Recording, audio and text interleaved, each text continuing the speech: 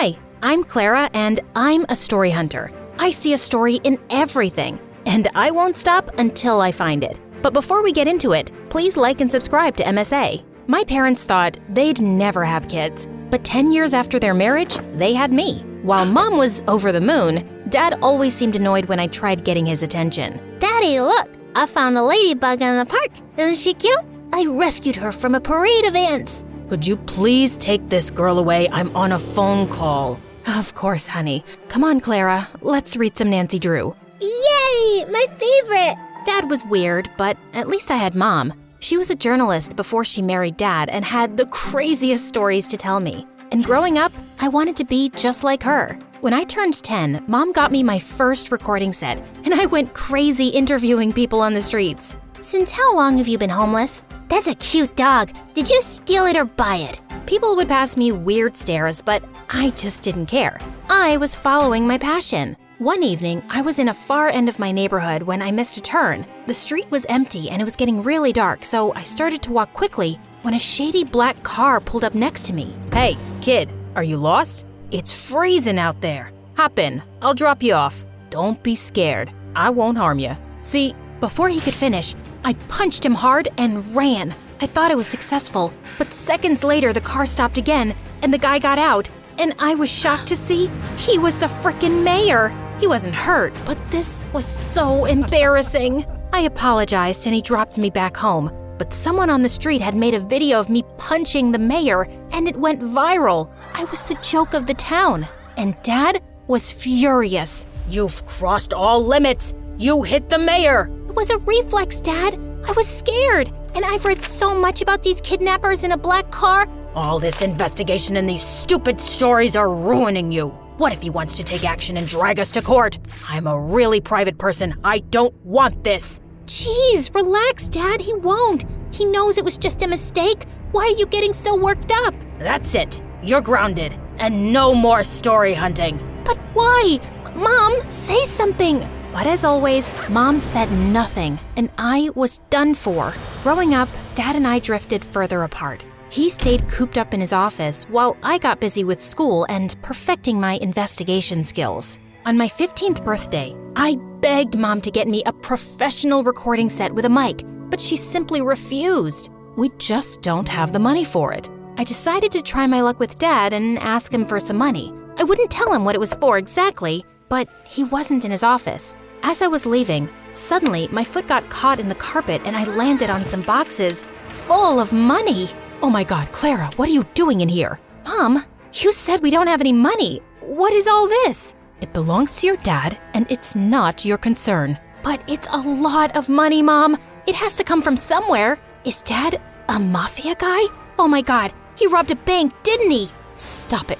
Please, Clara, you don't understand. You need to leave, now. And don't say a word about this to anyone, least of all your dad. Promise me. Something was definitely fishy, but I'd never seen Mom so serious. So I did what she said. I wanted to know more, but I just didn't get the chance to go into Dad's study again. Soon, I got busy with school and forgot all about it. One time in 11th grade, Lena, the head cheerleader and the most popular girl, walked up to me. I heard you can uncover any truth in the world. Is that true? That depends on what kind of truth you want. Well, don't tell anyone, but I think Nick's cheating on me. Who's Nick? Do you live under a rock? Nick's my boyfriend. He's the captain of the football team. Got it. What about him? I just told you. He's cheating on me, and I want you to find out the truth. Oh, yeah.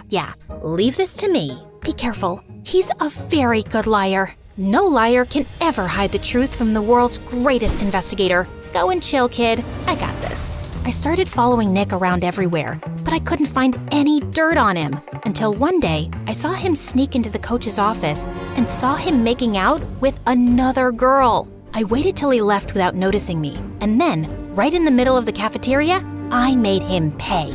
I dropped an entire carton of milk all over his head. What the heck? What do you want, weirdo? Listen up, everyone. This jerk right here cheated on his girlfriend. No, I didn't. I knew you'd say that. Here's the proof.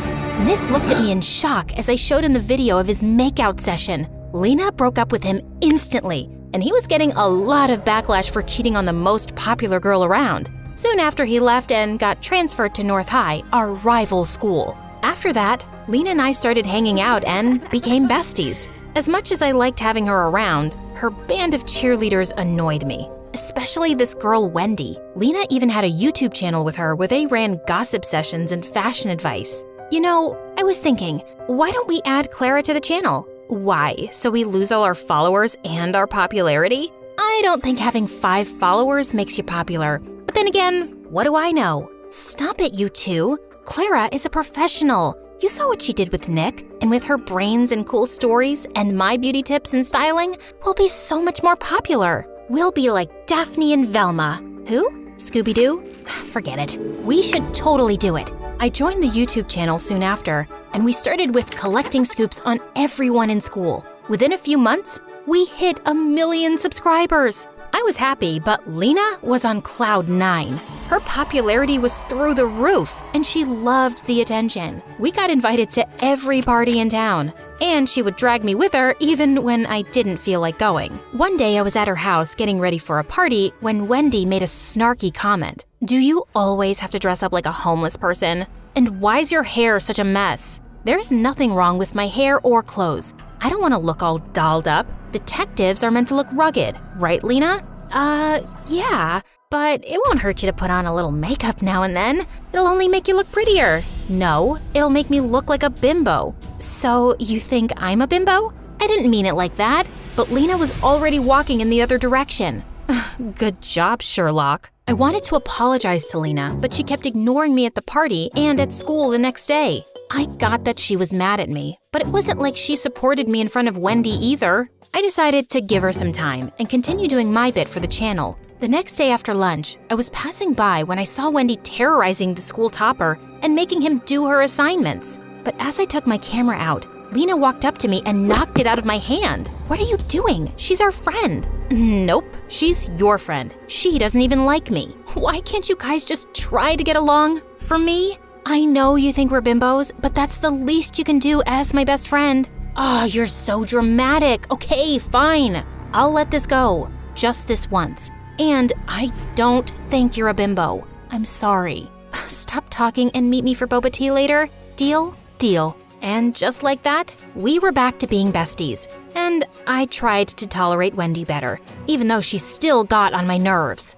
Soon after, the entire school was buzzing over the senior day prank wars with North High, and Lena was determined to crush the rival school, mainly because Nick was their new student body president. We need to ace this. They should never see us coming. How about we break into the school? You can't be serious, Wendy. You guys will get caught. Not with these masks, we won't. And why are you so negative? I'm being practical. It's the dumbest plan on earth. Back me up, Lena. Actually, I like it. No one will ever know. Now, are you in or out?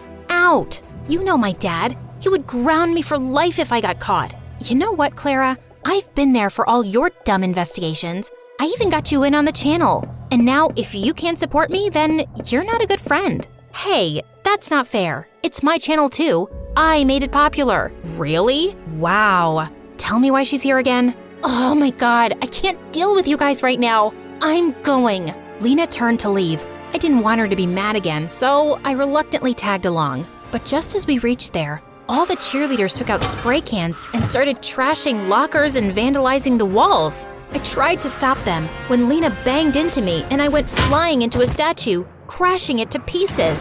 Those statues are like thousands of dollars. I told you this was a dumb idea. Oh my God, what are we supposed to do? We don't have time.